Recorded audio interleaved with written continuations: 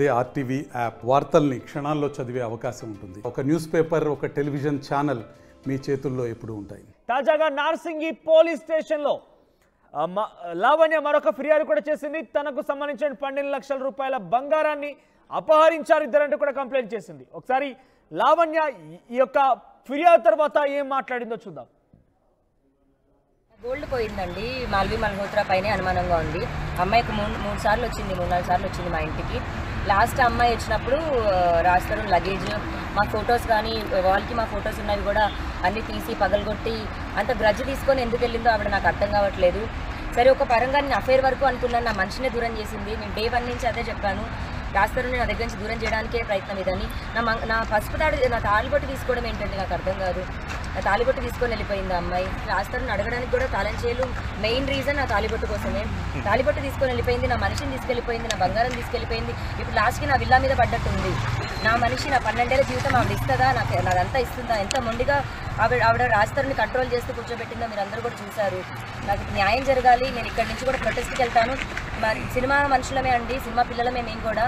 అదే కూడు తింటూ పెరిగాము. నేను నా ప్రాణాలు కూడా అక్కడే వదులుతాను, కానీ ఇష్యూని అయితే వదిలిదలుచుకోలేదు. ఇప్పుడు ఎన్ని తులాలు పోయిందమ్మా మీరు? నేను కొన్నప్పుడు ఒక 10-12 lakhs అండి. టోటల్ ఎంత ఉంటుంది? ఎన్ని గ్రామ్స్ ఉంటుంది? తులాలు ఉండొచ్చేమండి, మరి నాకు తెలియదు. తులాల పరంగా అయితే నాకు తెలియదు. 4 బ్యాంగిల్స్ ఉన్నాయి. తాళం చేలు రాస్తారు దగ్గర తప్ప ఇంకోటి లేదండి. నేను ప్రిజన్కి వెళ్ళేటప్పుడు తాళం చేలు ఇచ్చేసి వెళ్ళాము, తన దగ్గరే ఉన్నాయి. నిన్న రాస్తారు నాకు తాళం చేలు ఇచ్చాడు. మాల్వి ఆమె లోపటి నుంచి కబోర్డ్లోంచి తీసి రాస్తారుకి తాళం చేలు ఇచ్చింది. రాస్తారు నాకు ఇచ్చాడు. నా గోల్డ్ పోయిందండి. మాల్వి మల్హోత్రా పైనే అనుమానంగా ఉంది. అమ్మాయికి 3 సార్లు వచ్చింది, 3-4 సార్లు వచ్చింది మా ఇంటికి. లాస్ట్ అమ్మాయి వచ్చినప్పుడు రాస్తారు లగేజ్, మా ఫొటోస్ కానీ వాల్కి మా ఫొటోస్ ఉన్నవి కూడా అన్నీ తీసి పగలగొట్టి అంత రైట్. తనకు సంబంధించిన ఇంటి తాళాలు కావచ్చు, ఆ బీరువా తాళాలన్నీ కూడా రాజధాని దగ్గరే ఉన్నాయి. తో డెఫినెట్గా నేను ఆరోపిస్తున్నా, నాకు మాల్వి మల్హోత్రాని నా బంగారు ఆభరణాలు దొంగలించిందని ఒక అనుమానం ఉందంటూ లావణ్య నార్సింగి పిఎస్లో ఫిర్యాదు చేసింది. దీనికి సంబంధించి పెట్రిషియా దగ్గరికి వెళ్దాం మనం. పెట్రిషియా, అంటే రోజుకో ట్విస్ట్ వెలుగు చూస్తోంది. ఇప్పటికే రాజధాని పైన నిందితుడిగా జోడిస్తూ ఛార్జ్షీట్ దాఖలైంది. ఆ తర్వాత వెంటనే లావణ్య ముంబైకి వెళ్ళి మాల్వి మల్హోత్రా రాస్తున్నటువంటి హోటల్కి వెళ్ళి వాళ్ళు రెడ్ హ్యాండ్గా కూడా పట్టుకుంది. తాజాగా ఈరోజు బంగారానికి సంబంధించి అపహరించారంటూ కూడా ఒక కేసు ఫిర్యాదు చేస్తోంది. ఫిర్యాదు చేస్తుందనంటే ఇన్ని రోజులుగా లావణ్య పట్టించుకోలేదు. లావణ్యకి అసలు ఈ బంగారం విషయం గుర్తులేదా, లేకుంటే మర్చిపోయిందా? ఇన్ని రోజులుగా లేనటువంటి బంగారు అపహరణ కేసు తాజాగా ఎందుకు వెలుగులోకి వచ్చింది?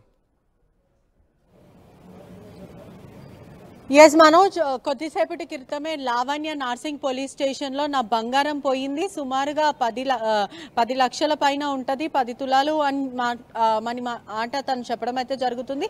పూర్తిగా కూడా 2 గాజులు, ఏదైతే 4 గాజులు ఉన్నాయి, అదేవిధంగా 2 చైన్లు కూడా ఉన్నాయి. ఇవంతా కూడా రాజ్ మరి దగ్గర మాల్వి దొంగతనం చేసింది. ప్రధానంగా నా మంగళసూత్రం, ఏదైతే నా నల్లపూసలు ఉందో అది కూడా దోచుకుంది.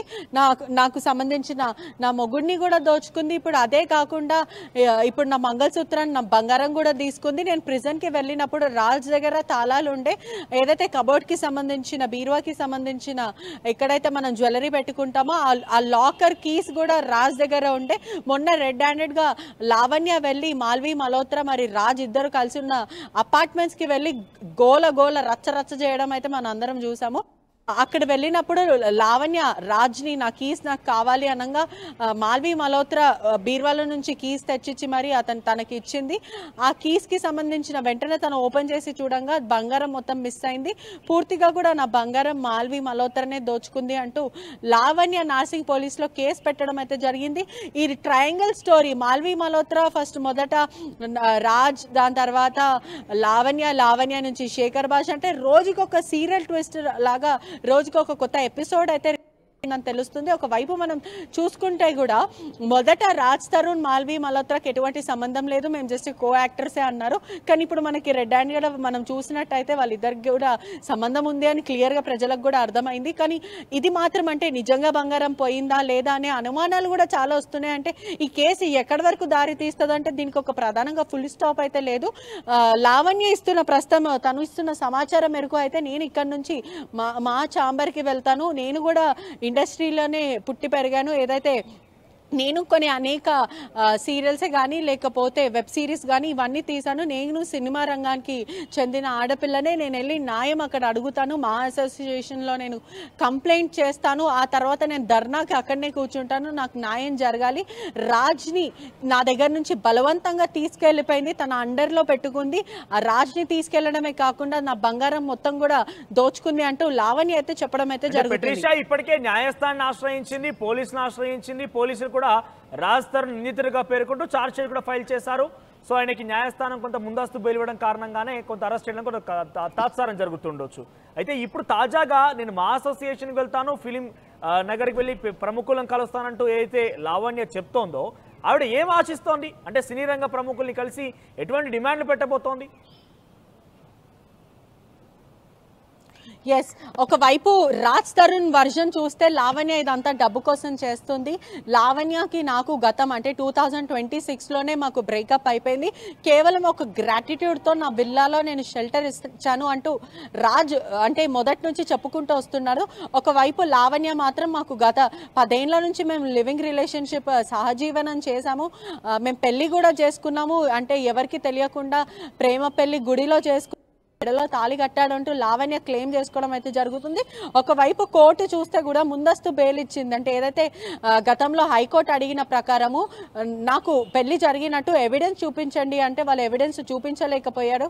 గడువు అడిగినప్పటికీ కూడా హైకోర్టు అయితే ముందస్తు బెయిల్, యాంటిసిపేటరీ బెయిల్ కూడా మంజూరు చేయడం అయితే జరిగింది. ఇప్పుడు కొత్తగా ఛార్జ్ షీట్లో మాత్రము రాజ్కి ఇంకా లావణ్యకి సంబంధం ఉంది. గత 10 ఏళ్ల నుంచి వీళ్ళు సహజీవనం చేస్తున్నట్టు నిందితుడిగా పేర్కొన్నారు. ప్రస్తుతం లావణ్య మాత్రం నా భర్త నాకు కావాలి, ఏదైతే నాకున్న ఆధార్ ఇల్లు ఉంది ఆ విల్లా కూడా గుంజుకునే ప్రయత్నం అయితే చేస్తున్నారు.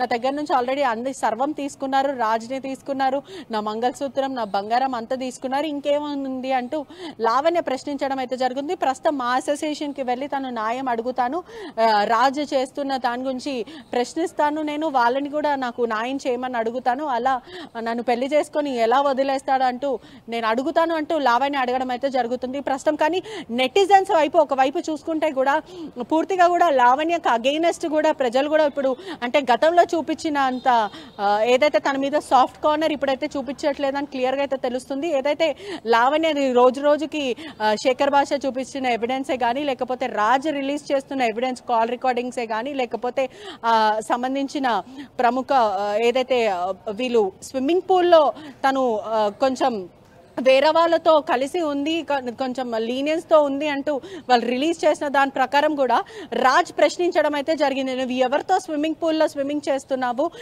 నేను కావాలి అంటూ మరి వేరే వాళ్ళతో ఎలా ఉంటావు అంటూ రాజ్ మొన్న విల్లాకి వెళ్ళిన ఆ సమయంలో రాజ్ ప్రశ్నించడం కూడా జరిగింది. అంటే మొత్తం మీద కూడా ఇదంతా కూడా ఒక కాంట్రవర్సీ థింగ్ అయితే రోజు రోజుకి కొత్త కొత్త ఎపిసోడ్ రిలీజ్ అవుతుంది.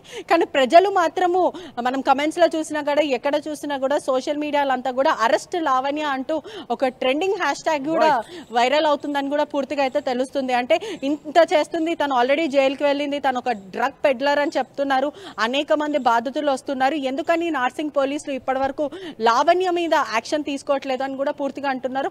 మరోవైపు కూడా లావణ్యకి సంబంధించిన బాధితులు ఎవరైతే నార్సింగ్ లో ఉన్నారో, నార్సింగ్ లో తెలిసిన పోలీస్ వాళ్ళు కూడా ఉన్నారు, లావణ్యకి సపోర్ట్ చేస్తున్నారు అంటూ గతంలో శేఖర్ భాష చెప్పడం కూడా జరిగింది. అదే విధంగా కొంతమంది కూడా తనకి పోలీసుల నుంచి ఇన్ఫ్లుయెన్స్ ఉంది, మహా అంటే ఏదొచ్చినా కూడా నార్సింగ్ అంటూ పరిగెత్తుకుంటూ వెళ్తుంది, పోలీసులు కూడా తన ఎఫ్ఐఆర్ కానీ లేకపోతే తన కంప్లైంట్ కూడా తీసుకుంటున్నారు, నార్సింగ్లో తనకి ఒక క్రిమినల్కి సపోర్ట్ చేస్తున్నారంటూ నెటిజన్స్ వైపు, శేఖర్ భాష వైపు, మరి రాజు వైపు నుంచి కూడా మనకి వినిపిస్తూ ఉన్నాయి. ఒకవైపు లావణ్య మాత్రము నాకు న్యాయం జరగాలి, నాకు ఖచ్చితంగా ఇది నేను ఈ పోరాటం నేను ఆపను, ఎక్కడి వరకు ఏ ఎక్స్టెంట్ అంటే రాజు నాకు కావాలి అని అంటున్నాడు. రాజు మాత్రము నన్ను తన నుంచి విముక్తి చెందినియండి అన్ని చెప్పడం అయితే జరుగుతుంది. ఒకవైపు మస్తాన్ సాయి కూడా మొన్నటి రీసెంట్గా అరెస్ట్ అయ్యి మరి బయటికి రావడం కూడా జరిగింది. అతను కూడా లావణ్య నన్ను టార్చర్ చేస్తుంది, తప్పుడు కేసులో నన్ను ఇన్వాల్వ్ చేస్తుంది అంటూ మస్తాన్ సాయి చెప్పడం అయితే జరుగుతుంది. రైట్. సో మొత్తం మీద రాజ్ తరుణ్ లావణ్య కేసులో మరొక ట్విస్ట్ నెలకొంది. రాజ్ తరుణ్ తో పాటు ఉన్నటువంటి నటి మాల్వి మల్హోత్రా తన యొక్క బంగారం అపహరించింది, దొంగలించిందంటూ కూడా నార్సింగ్ పిఎస్ లో లావణ్య ఫిర్యాదు చేసింది. ఈ ఫిర్యాదుతో పాటుగా సినీ రంగ ప్రముఖుల్ని కలుస్తాను, నేను ఫిలిం ఛాంబర్కి వెళ్తాను, అక్కడ తనకు న్యాయం చేయాలంటూ డిమాండ్ చేస్తాను నేను కూడా. ఎందుకంటే రాజ్ తరుణ్ చేసినటువంటి అఘాయిత్యాలకి కొంతమంది సపోర్ట్ దొరుకుతోంది. వారి సపోర్ట్ నిష్క్రమించడంతో పాటుగా నేను కూడా సినిమా ఇండస్ట్రీలో ఉన్నాను కాబట్టి నాకు న్యాయం చేసే విధంగా మీ చర్యలు ఉండాలంటగా సినీ ఇండస్ట్రీలో కూడా నేను ప్రముఖుల్ని కోరుతానంటూ లావణ్య చెప్తోంది. ఒకసారి గతంలో ముంబైకి వెళ్ళి రెడ్ హ్యాండెడ్గా మాల్వి మల్హోత్రాతో పాటు రాజ్ తరుణ్ని పట్టుకున్నటువంటి లావణ్యకు సంబంధించిన దృశ్యాలు, ఆ తర్వాత తాజాగా మాల్వి మల్హోత్రా సంబంధించిన విషయంలో లావణ్య ఫిర్యాదు రెండు మనం చూసే ప్రయత్నించేద్దాం. वो सब ठीक है, मेरा दोस्त ये तो घर में आ रहे चिनाल मेरा आंसर दे दो। चिनाल ये कौन है? मालवी मल्होत्रा कौन है? कोट्टा कोट्टा कोट्टा को चिनाल ऐसी लगाने के लिए तेरे को कोई आदमी नहीं है, तेरे को कोई नहीं मिला मेरा आदमी को लेने के लिए। चिनाल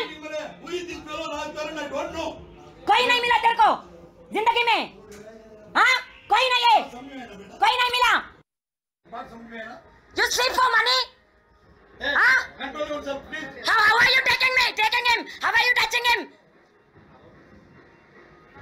राजू प्लीज कम। और एक आदमी नहीं मिला तेरे को, 11 years relationship,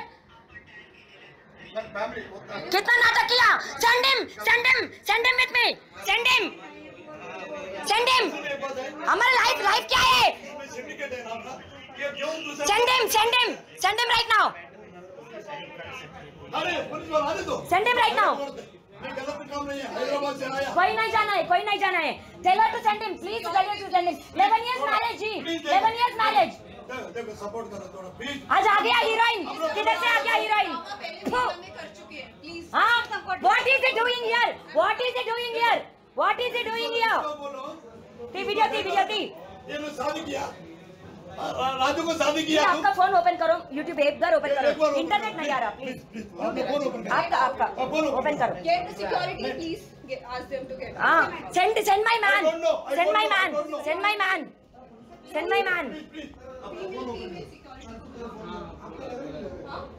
नहीं लग रहा है ना female female security. Security Please call female और पुलिस को बुलाओ। और पहले आपने भेजा कैसे? बिना मुझे मैंने बोला बिना कॉल के ऊपर कोई नहीं आना चाहिए। How can you send it? మరిన్ని వీడియోస్ కోసం ఛానల్ ని సబ్స్క్రైబ్ చేయండి, లేటెస్ట్ అప్డేట్స్ కోసం వాట్సాప్ ఛానల్ ని ఫాలో చేయండి అండ్ లింక్ డిస్క్రిప్షన్ లో ఉంది.